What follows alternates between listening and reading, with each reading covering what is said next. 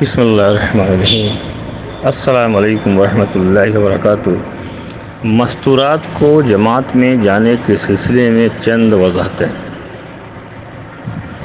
مستورات میں جانے کے سلسلے میں ام المدارس دارالعلوم دیوبند کا فتویٰ 1371 ہجری یعنی 1952 عیسوی میں سب سے پہلے سید مہدی حسن صاحب نے دیا، جس کی تائید اور توثیق مظاہر علوم سہارنپور نے کیا کہ مستورات کو جماعت میں نہیں جانا چاہیے، عدم جواز کا فتویٰ دیا۔ یہ 1371 ہجری کا ہے۔ اس دوران آگے پیچھے معاملات چلتے رہے۔ 1431 ہجری میں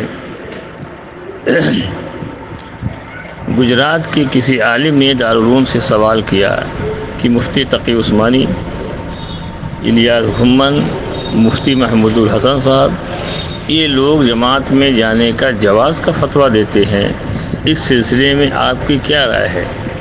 تو پھر 1431 میں دارالعلوم دیوبند نے کہا کہ ہمارا فتویٰ عدم جواز کا ہے، جانے کا نہیں ہے۔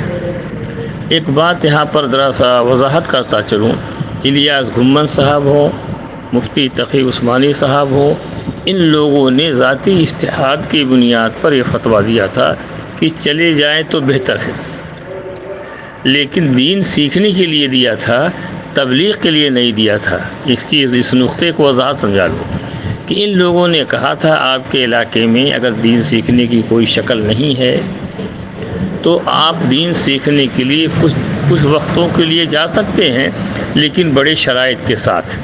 تو تبلیغ کے لیے نہیں دیا تھا فتویٰ، دین کو سیکھنے کے لیے دیا تھا اور شرائط کے ساتھ دیا تھا۔ لیکن دارالعلوم نے یہ کہا تھا اگر ان کو پرمیشن دے دیا جائے گا جانے کے تو فتنہ پھیلے گا، لیکن یہ لوگ ان فتووں کو، ان لوگوں کو نظر انداز کرتے ہوئے انگلینڈ، فرانس، جرمن، جاپان یہ دین سیکھنے کے لیے جاتی ہیں یا تبلیغ کے لیے جاتی ہیں۔ ان جواز کے فتوے کو دارالعلوم دیوبند میں پیش کیا گیا تو دارالعلوم دیوبند نے اس کو کنڈم کر دیا، نہیں عدم جواز کا فتویٰ ہے، اب مستورات جماعت میں نہیں جا سکتی ہیں۔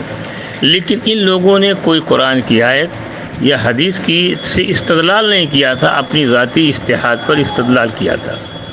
بنوری ٹاؤن کا بھی فتویٰ یہی ہے کہ مستورات جماعت میں نہیں جا سکتی۔ تو بنوری ٹاؤن سے یہ سوال کیا گیا کہ عدم جواز کا جو آپ فتویٰ دے رہے ہیں، یہ اس کی استدلال، اس کی دلیل کیا ہے؟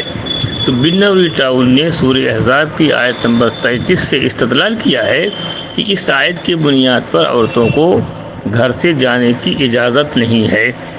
جب یہ ہمارے یہ لوگوں کا انفرادی تھا، الیاس گھمن صاحب نے تقریر میں کہا ہے، طارق مسعود صاحب نے تقریر کے اندر کہا ہے، وہ اپنی ذاتی اجتہاد پر کہا ہے۔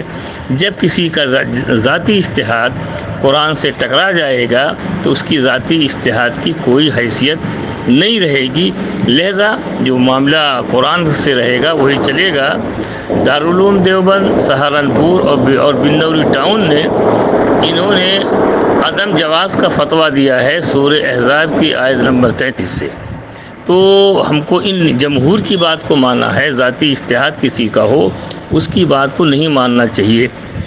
اب آئیے، مفتی مولانا الیاس کاندھلوی رحمۃ اللہ علیہ نے مولانا مفتی کفایت اللہ صاحب جو بر صغیر کے مفتی تھے، ان کے پاس مستورات کے جماعت کو نکالنے کے لیے گئے 3 مرتبہ۔ مولانا الیاس کاندھلوی صاحب نے تینوں مرتبہ منع کر دیا۔ پھر مولانا یوسف صاحب کے پاس آئے کہ فائدہ زیادہ ہے، تو مولانا یوسف صاحب نے کہا فائدہ کم ہے، مضرت زیادہ ہے، لہذا مستورات کی جماعت کو نہیں نکلنا چاہیے۔ اب آئیے، مولانا انعام الحسن صاحب کہتے ہیں میں لکیر کا فقیر ہوں، ان لوگوں نے جو بات چلائی ہے میں اسی پہ چلوں گا، اپنی طرف سے کوئی نئی چیز نہیں داخل کروں گا۔ تو سوال یہ ہے کہ مستورات کی جماعت کب سے نکلنے لگی؟ اب آئیے، مولانا یوسف کاندھلوی صاحب اپنے سامان حیات پیج نمبر 761 اور 762 پہ لکھتے ہیں کہ مستورات کا معاملہ بہت نازک ہے، ان کے نکلنے میں پریشانی ہے۔ مولانا عبید اللہ بلیاوی صاحب اسی پیج پر کہتے ہیں کہ مستورات کے لیے یہ ہے کہ گھروں کے اندر کتابوں کی تعلیم کی جائے اور مرد جماعت میں جائیں اور سیکھ کے ان کو گھر کے اندر دین کی بات سکھائیں، نکلنے کی بات نہیں کی ہے۔ مولانا یوسف کاندھلوی رحمۃ اللہ علیہ نے حیات الصحابہ جلد اول صفحہ نمبر 644 پر اس بات کو کہا ہے کہ عورتوں کو جہاد میں جانے کی ممانعت ہے۔